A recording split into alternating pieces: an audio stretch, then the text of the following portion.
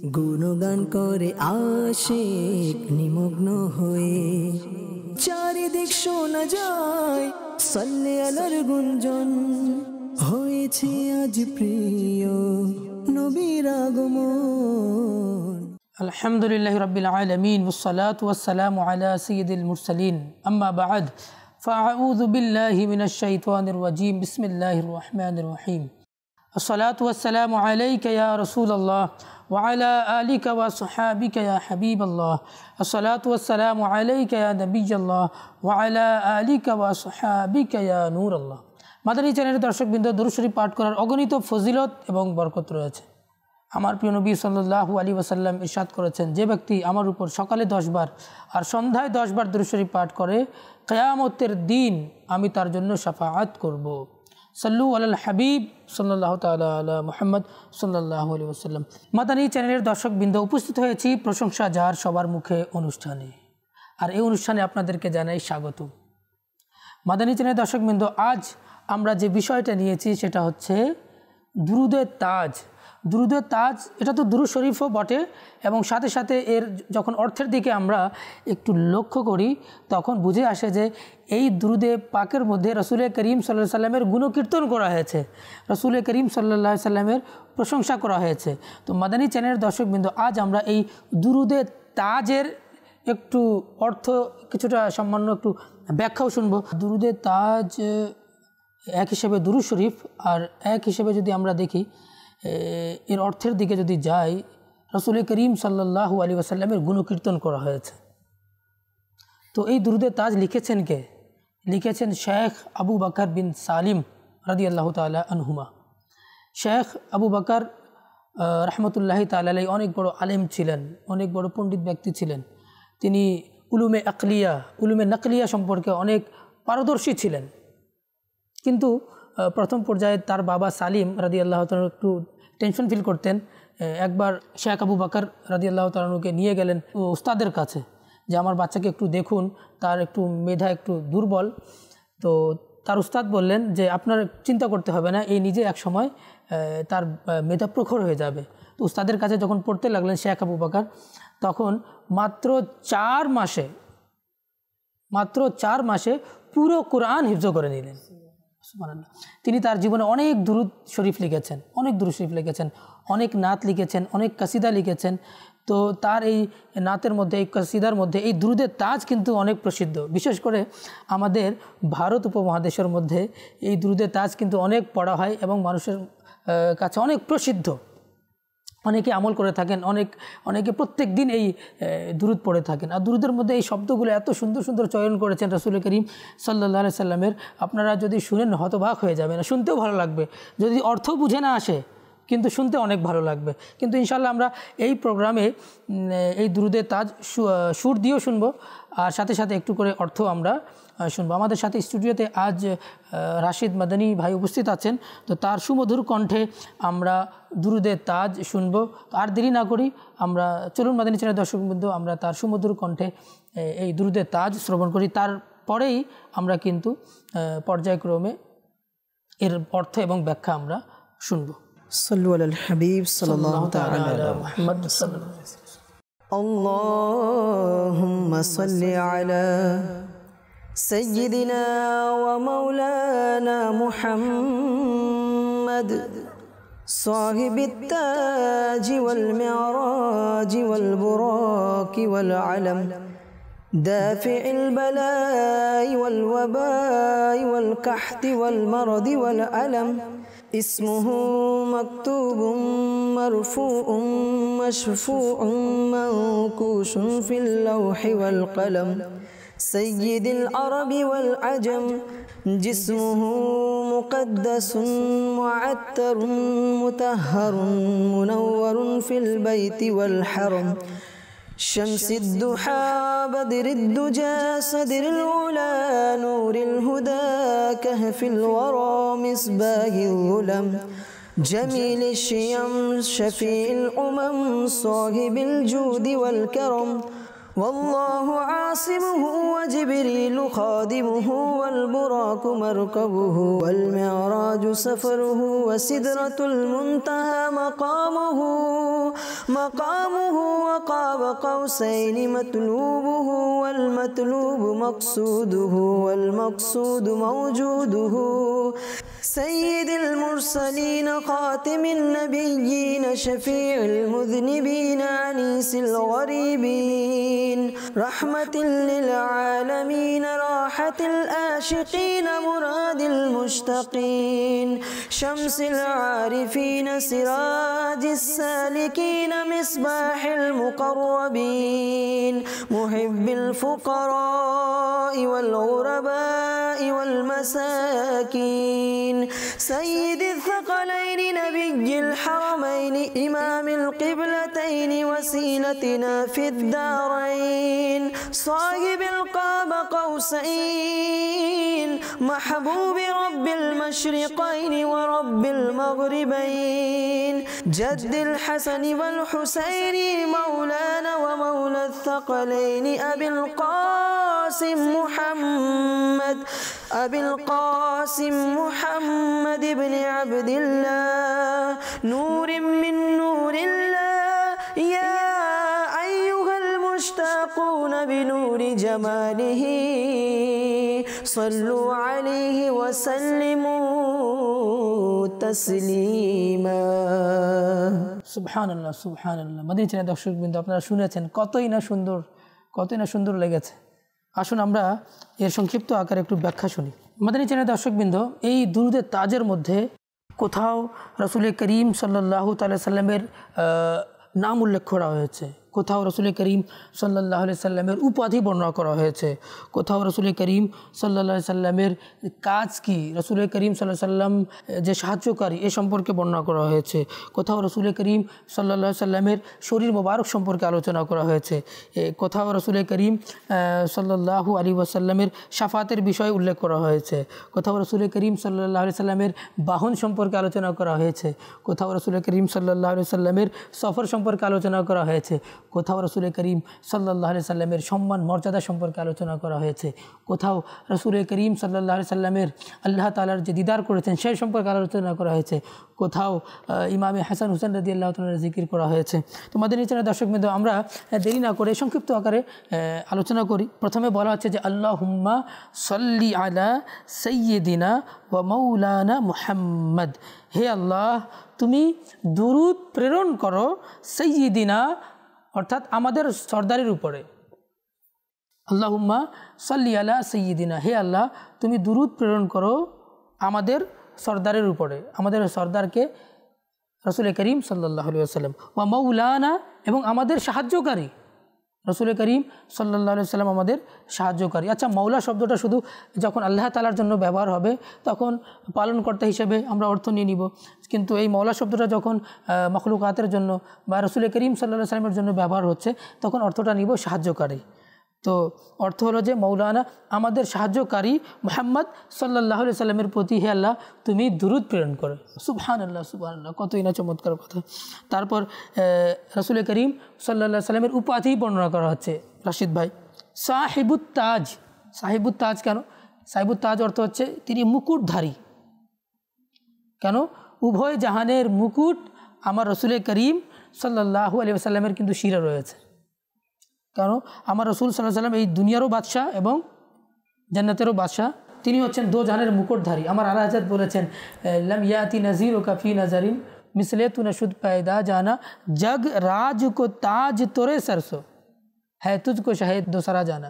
Jug রাজ কো তাজ অর্থাৎ উভয় জাহানের শিরো মুকুট ইয়া রাসূলুল্লাহ আপনার মাথার উপর রয়েছে।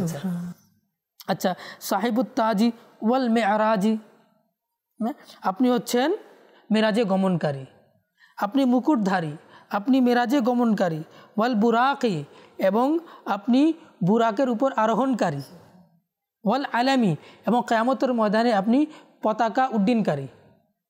তাহলে বোঝা গেল আমার রাসূল উভয় জাহানের বাদশাহ, আবার তিনি মেরাজে গমন করেছেন। তারপর ওয়াল বুরাকি, রাসূল করিম সাল্লাল্লাহু আলাইহি ওয়াসাল্লাম বুরাকের উপর আরোহণ করে মেরাজে গমন করেছেন।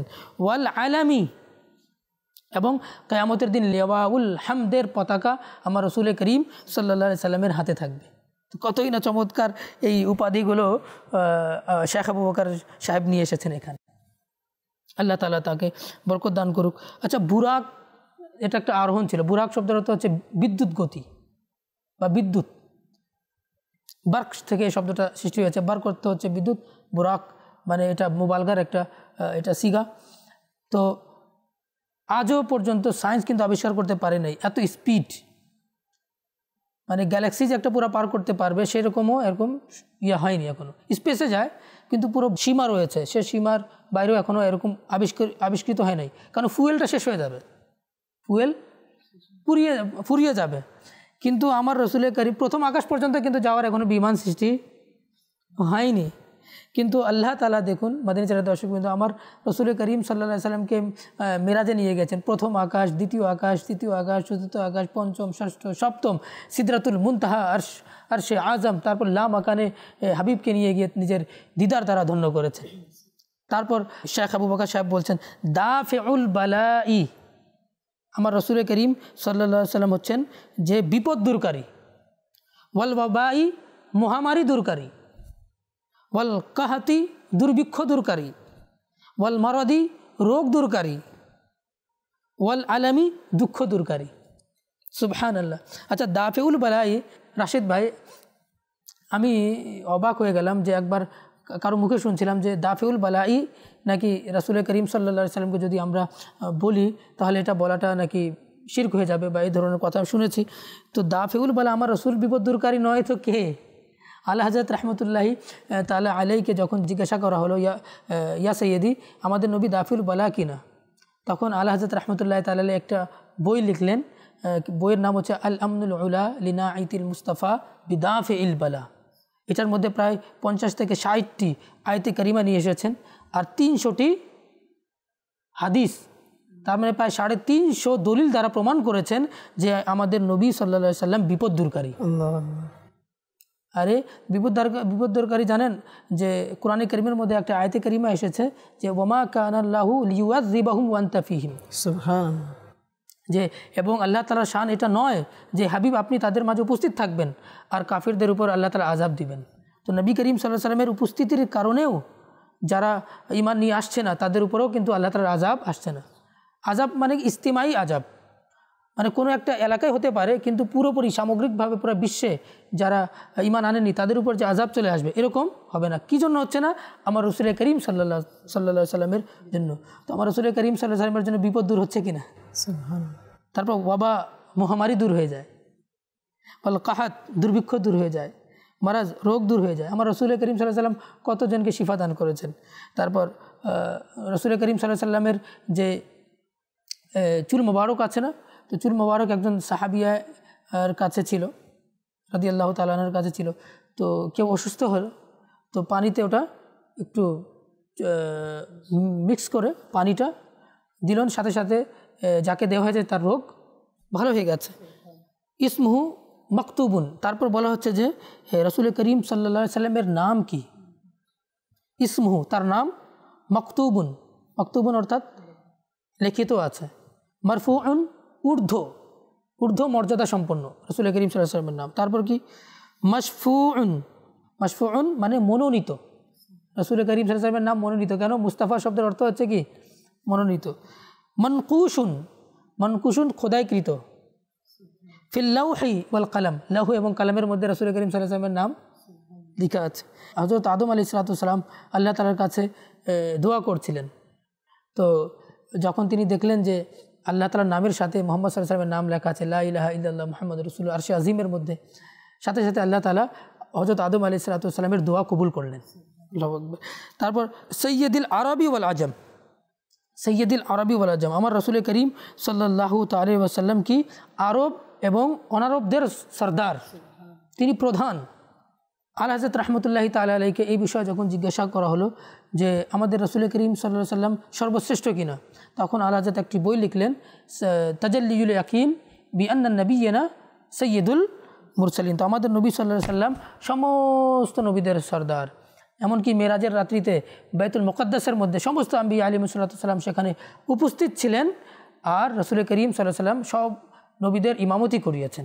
তারপর রসুল করিম সাল্লাল্লাহু আলাইহি সাল্লামের জিসম মুবারক, শরীর মুবারক কেমন, সুবহানাল্লাহ। শেখ আবু বকর রহমতুল্লাহ তাআলা কতই না সুন্দর বলেছেন, জিসমুহু, তার শরীর মুবারক, মুকাদ্দাসুন, স্বচ্ছ, মুআত্তারুন, সুগন্ধিময়, মুতাহহারুন, পবিত্র, মুনাওয়ারুন, আলোকিত, ফিল বাইতি ওয়াল হারাম, কোথায়, কাবা ঘরেও মক্কা মদিনার মধ্যে রাসূল করিম সাল্লাল্লাহু আলাইহি সাল্লামের এই আলোকিত, ফিল বাইতি ওয়াল হারাম, যিনি কোথাও অবস্থান করছেন, যিনি মক্কা এবং মদিনায় রাসূল করিম সাল্লাল্লাহু আলাইহি ওয়াসাল্লাম অবস্থান করেছেন, তার শরীর মুকাদ্দাস, মুআত্তার, মুতাহহার, মুনাওয়ার, ফিল বাইতি ওয়াল হারাম।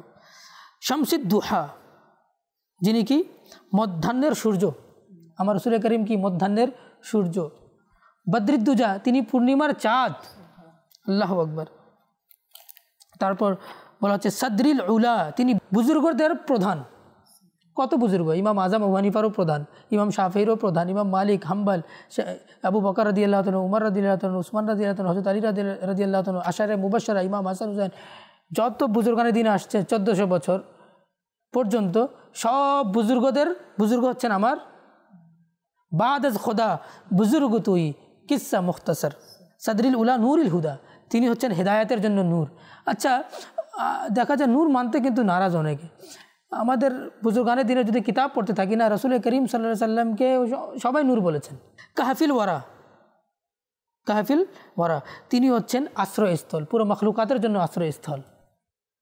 মিসবাহিজ জুলম, তিনি হচ্ছেন অন্ধকারের জন্য তিনি প্রদীপ স্বরূপ, আল্লাহু আকবার। জামিল শিয়াম, তিনি হচ্ছেন আদর্শবান। কুরআনে কারীমের মধ্যে আল্লাহ সুবহানাহু ওয়া তাআলা বলেছেন যে লাকাদ কানা লাকুম ফি রাসূলিল্লাহি উসওয়াতুন হাসানাহ, নিশ্চয় রাসূল করিম সাল্লাল্লাহু আলাইহি সাল্লামের আদর্শই হচ্ছে তোমাদের জন্য উত্তম আদর্শ। শাফিউল উমাম, তিনি হচ্ছেন উম্মতের জন্য শাফাআতকারী। সাহিবুল জুদি ওয়াল কারম, তিনি হচ্ছেন কি দয়া ও অনুগ্রহকারী, আল্লাহু আকবার। ওয়াল্লাহু আসিমুহু, আল্লাহ তাআলা হচ্ছেন তার রক্ষক। অনেকে রাসূল করিম সাল্লাল্লাহু আলাইহি সাল্লামকে হত্যা করতে চেয়েছিল ওই জাহেলি যুগে, কিন্তু কেউ পারেনি, কারণ আল্লাহ তাআলার রক্ষক। ওয়াল্লাহু আসিমুহু, আল্লাহ তাআলা তার রক্ষক। ওয়া জিবরিলু খাদিমুহু, এবং জিবরিল আলাইহিস সালাম হচ্ছেন তার খাদিম। অনেকে বলে কি জিবরিল আলাইহিস সালাম নাকি রাসূল করিম সাল্লাল্লাহু আলাইহি সাল্লামের শিক্ষক। এখানে লেখা আছে ওয়া জিবরিলু খাদিমুহু, জিবরিল তার খাদিম। ওয়াল বুরাকু মারকাবুহু, এবং বুরাকটা হচ্ছে, আমরা কত ধরনের বাহনে উঠতে পারবো রাশিদ ভাই? বাস, সাইকেল, বেশি থেকে বেশি জাহাজের উপরে কোনো কিছু আছে, রকেট, সায়েন্স, তো কত স্পিডে যাইতে পারবে।